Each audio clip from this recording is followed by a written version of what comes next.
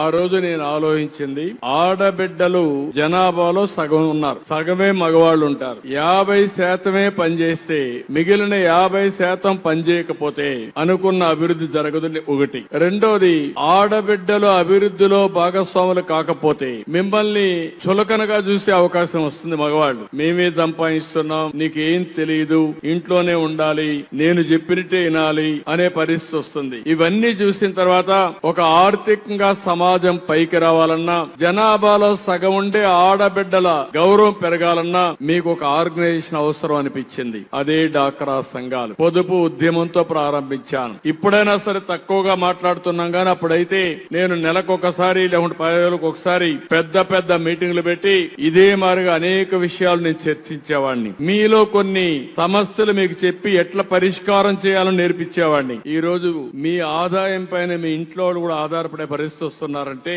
అది నేను ఆలోచించిన విధానం. అది ఈ రోజు నిజమైంది. ఈ రోజు ఒకటే హామీ ఇస్తున్నా, నెక్స్ట్ లెవెల్ కి తీసుకెళ్తాం మిమ్మల్ని. మీ శక్తి ఎంతుంటే అంత శక్తి ఉపయోగించుకుని తద్వారా మీకు మెరుగైన జీవన ప్రమాణాలు ఇవ్వడానికి నేను ఆలోచిస్తానని చెప్పి మీ అందరికి హామీ ఇస్తున్నా. మీరందరూ కూడా సహకరించవలసిందిగా విజ్ఞప్తి చేస్తున్నా.